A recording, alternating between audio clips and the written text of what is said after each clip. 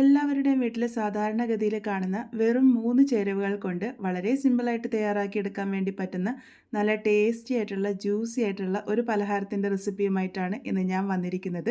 വീട്ടിൽ അതിഥികൾ വരുമ്പോഴൊക്കെ ട്രൈ ചെയ്യാൻ വേണ്ടി പറ്റുന്ന ഈ ഒരു പലഹാരം എങ്ങനെയാണ് ഉണ്ടാക്കുന്നത് നമുക്കൊന്ന് നോക്കിയിട്ട് വരാം. അതിനായിട്ട് ആദ്യം തന്നെ ഞാനിവിടെ ഒരു പാൻ അടുപ്പിൽ വെച്ചിട്ടുണ്ട്. ഇതിലേക്ക് 1 ടീസ്പൂൺ അളവിൽ നെയ്യാണ് ഒഴിച്ചു കൊടുത്തിരിക്കുന്നത്. നെയ്യ് ചൂടായി വരേണ്ട ആവശ്യമില്ല. നെയ്യ് ഒഴിച്ചതിന് ശേഷം ഇതിലേക്ക് 1.5 കപ്പ് അളവ് പാലാണ് ഒഴിച്ചു കൊടുത്തിരിക്കുന്നത്. പാലും കൂടെ ഒഴിച്ചതിന് ശേഷം ഒന്ന് മിക്സ് ചെയ്തെടുക്കാം. ഈ ഒരു പാല് ഒന്ന് ചെറുതായിട്ട് ചൂടായി വന്നാൽ മാത്രം മതി. ഒരുപാട് തിളച്ച് വരേണ്ട ആവശ്യമില്ല. അപ്പോൾ ദാ ഇതിപ്പം ചെറുതായിട്ട് ചൂടായിട്ട് വന്നിട്ടുണ്ട്. ഇതുപോലെ ഒന്ന് ചൂടായി വന്നതിന് ശേഷം ഇതിലേക്ക് ചേർക്കാൻ പോകുന്നത് റവയാണ്. ഞാനിവിടെ 1 കപ്പ് അളവ് റവയാണ് എടുത്തിരിക്കുന്നത്. ഇത് വറക്കാത്ത റവയാണ്. നിങ്ങൾക്ക് വറുത്തതോ വറക്കാത്തതോ ആയിട്ടുള്ള റവ ഉപയോഗിക്കാവുന്നതാണ്. നല്ല ഫൈനായിട്ടുള്ള റവ ഉപയോഗിക്കുന്നതാണ് നല്ലത്. ഫ്ലെയിം ഏറ്റവും ലോയിൽ വെച്ചിട്ട് വേണം റവ കുക്ക് ചെയ്തെടുക്കാൻ വേണ്ടിയിട്ട്. റവ ആയതുകൊണ്ട് തന്നെ വളരെ പെട്ടെന്ന് ഇത് ആ ഒരു പാലൊക്കെ അബ്സോർബ് ചെയ്തിട്ട് കുക്കായിട്ട് വന്നോളും. ഒരുപാട് സമയമൊന്നും എടുക്കില്ല. അപ്പോൾ 1 കപ്പ് അളവ് റവയ്ക്ക് ഞാനിവിടെ 1.5 കപ്പ് അളവ് പാലാണ് ഉപയോഗിച്ചിരിക്കുന്നത്. അത് ഇതുപോലെ ലോ ഫ്ലെയിമിൽ വെച്ച് നല്ലപോലെ ഒന്ന് വേവിച്ചെടുക്കാം. സമയം കഴിയുന്തോറും റവ പാലൊക്കെ നല്ലപോലെ അബ്സോർബ് ചെയ്ത് ആ ഒരു കൂട്ടിൻ്റെ കൺസിസ്റ്റൻസിയിലേക്ക് ആയി വരും. റവ വെന്ത് വരാൻ വേണ്ടിയിട്ട് ഒരുപാട് സമയമൊന്നും എടുക്കില്ല.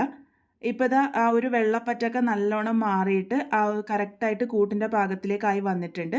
ഈ ഒരു സമയമാകുമ്പോൾ ഫ്ലെയിം ഓഫ് ചെയ്യുക. ഓഫ് ചെയ്തതിന് ശേഷം ആ ഒരു ചൂടിൽ വെച്ചിട്ട് തന്നെ ഇത് നന്നായിട്ടൊന്ന് മിക്സ് ചെയ്തെടുക്കുക. ഒരു 2 മിനിറ്റ് നേരത്തേക്കാണ് ഈ ഒരു രീതിക്ക് ഒന്ന് മിക്സ് ചെയ്തെടുത്തിരിക്കുന്നത്. ആ ഒരു സമയമാകുമ്പോഴേക്കും അതിലെ വെള്ളപ്പറ്റൊക്കെ നന്നായിട്ട് മാറി നല്ല കൂട്ടിൻ്റെ കൺസിസ്റ്റൻസിയിലേക്ക് എത്തിക്കോളും. ഇത് ഞാനിപ്പോൾ ഇവിടെ ഒരു പാത്രത്തിലേക്ക് ചൂടാറാൻ വേണ്ടി വെച്ചിട്ടുണ്ട്. ആ ഒരു സമയത്ത് നമ്മൾക്ക് ഇതിനായിട്ടുള്ള ഷുഗർ സിറപ്പ് തയ്യാറാക്കിയെടുക്കാം. അതിനായിട്ട് ഞാനിവിടെ 2 കപ്പ് അളവ് പഞ്ചസാരയാണ് എടുത്തിരിക്കുന്നത്. 1 കപ്പ് അളവ് റവയ്ക്ക് 2 കപ്പ് പഞ്ചസാരയാണ് ഈ ഒരു പാകത്തിനുണ്ടാകുക. ഇനി അതിലേക്ക് 3 കപ്പ് അളവ് വെള്ളമാണ് നമുക്ക് ആവശ്യമായിട്ടുള്ളത്. വെള്ളം കൂടെ ഒഴിച്ചതിന് ശേഷം ഇതൊന്ന് മിക്സ് ചെയ്തെടുക്കാം. മിക്സ് ചെയ്തെടുത്തതിന് ശേഷം ഇതിൽ നല്ലൊരു ഫ്ലേവറിനായിട്ട് ഞാനിവിടെ ഏലക്കയാണ് ഇട്ട് കൊടുത്തിരിക്കുന്നത്. നിങ്ങൾക്ക് പൊടിയായിട്ടോ അല്ലാന്നുണ്ടെങ്കിൽ ഇതുപോലെ മൂടനായിട്ട് ഒന്ന് ചെറുതായിട്ട് പൊട്ടിച്ചിട്ട് കൊടുത്താലും മതിയാകും.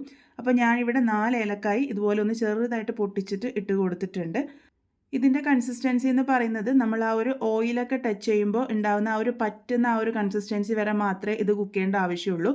സ്ട്രിങ് കൺസിസ്റ്റൻസി ആവശ്യമില്ല. നമ്മളിതുപോലെ എടുത്ത് തൊട്ട് നോക്കുക. തൊട്ട് നോക്കുമ്പോൾ ഒരല്പം കട്ടിയായിട്ട് തോന്നും. എന്നാൽ സ്ട്രിങ് കൺസിസ്റ്റൻസിയിലോട്ട് എത്തിയിട്ടുണ്ടാവില്ല. ആ ഒരു സമയമാകുമ്പോൾ നമുക്ക് ഫ്ലെയിം ഓഫ് ചെയ്യാം. നമ്മൾ നേരത്തെ തയ്യാറാക്കി വെച്ചിരിക്കുന്ന റവയുടെ കൂട്ട് ഇവിടെ ചൂട് ഒരല്പം ആറി വന്നിട്ടുണ്ട്. ചെറു ചൂടിൽ വേണം നമ്മളിത് നന്നായിട്ട് കുഴച്ചെടുക്കാൻ വേണ്ടിയിട്ട്. ഇതുപോലെ കൈ ഉപയോഗിച്ച് ഒരു 5 മിനിറ്റ് നേരത്തേക്ക് നല്ല പോലെ തന്നെ കുഴച്ചെടുക്കണം. ആ ഒരു കൂട്ട് നല്ല മയപ്പെടുത്തിയെടുക്കുകയാണ് ചെയ്യുന്നത്. ഒട്ടും കട്ടകളില്ലാതെ നല്ല സോഫ്റ്റ് ആയിട്ടുള്ള കൂട്ട് തയ്യാറാക്കി എടുക്കാൻ വേണ്ടി പറ്റും. അപ്പോൾ ദാ ഈ ഒരു രീതിക്കാണ് നമ്മളുടെ കൂട്ട് വേണ്ടത്. നല്ല സോഫ്റ്റ് ആയിട്ട് വേണം കൂട്ടിരിക്കാൻ വേണ്ടിയിട്ട്. അഥവാ നിങ്ങളുടെ കൂട്ട് ഹാർഡായി പോയിട്ടുണ്ടെങ്കിൽ ഒരല്പം ചെറുചൂട് പാലൊഴിച്ചിട്ട് ആ ഒരു കൂട്ടിൻ്റെ കൺസിസ്റ്റൻസി റെഡിയാക്കി എടുക്കണം. നല്ല സോഫ്റ്റ് ആയിട്ട് വേണം കൂട്ടിരിക്കാൻ വേണ്ടിയിട്ട്. എങ്കിൽ മാത്രമേ ഉരുളകളാക്കിയിട്ട് ഉരുട്ടിയെടുക്കുമ്പോൾ ഒട്ടും ക്രാക്ക് ഇല്ലാതെ നമുക്ക് തയ്യാറാക്കി എടുക്കാൻ വേണ്ടി പറ്റുള്ളൂ. അപ്പോൾ ദാ ഇതുപോലെ ഉരുളകളാക്കി എടുക്കുകയാണ് ചെയ്യുന്നത്. വലുപ്പം നിങ്ങളുടെ ഇഷ്ടാനുസരണം മാറ്റാം. ഞാനിപ്പോൾ ഇവിടെ ചെറുനാരങ്ങയുടെ വലുപ്പത്തിൽ ഇതുപോലെ ഉരുളകളാക്കി എടുത്തിട്ടുണ്ട്.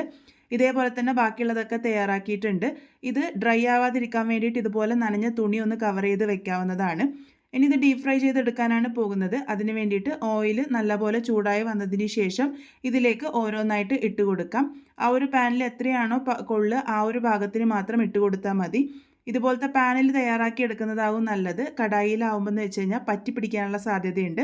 ഇതുപോലെ ഒന്ന് ചുഴറ്റി കൊടുക്കുകയാണെങ്കിൽ ഈസി ആയിട്ട് എല്ലാ ഭാഗത്തും ഒരേപോലെ വെന്ത് വന്നോളും. മീഡിയം ടു ലോ ഫ്ലെയിമിൽ വെച്ചിട്ട് വേണം ഇത് കുക്ക് ചെയ്യാൻ വേണ്ടിയിട്ട്. ഇതുപോലെ ഇടയ്ക്കിടയ്ക്ക് ഒന്ന് ചുഴറ്റി കൊടുക്കുക. അതിൻ്റെ കളർ മാറി മാറി വരുന്നതായിട്ട് നിങ്ങൾക്ക് കാണുമ്പോൾ തന്നെ മനസ്സിലാകുന്നുണ്ടാവും.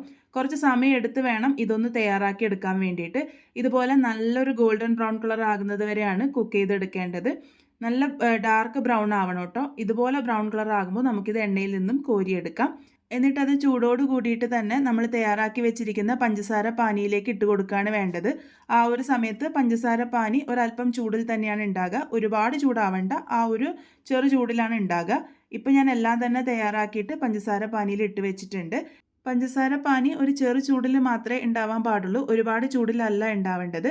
അതുപോലെ ഇത് നന്നായിട്ട് സോക്കായിട്ട് വരണം. നന്നായിട്ട് സോക്കായിട്ട് വരാൻ വേണ്ടിയിട്ട് ഒരു 4 മണിക്കൂറൊക്കെ എടുക്കും.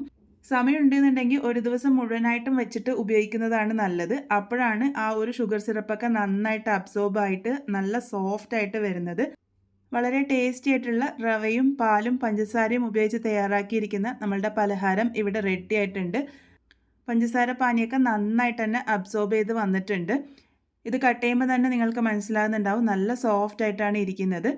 എല്ലാവരും എന്തായാലും ട്രൈ ചെയ്ത് നോക്കൂ. ഒരു ദിവസം മുന്നേ തയ്യാറാക്കിയിട്ട് കഴിക്കുമ്പോഴാണ് രുചി ഒന്നും കൂടെ കൂടുന്നത്.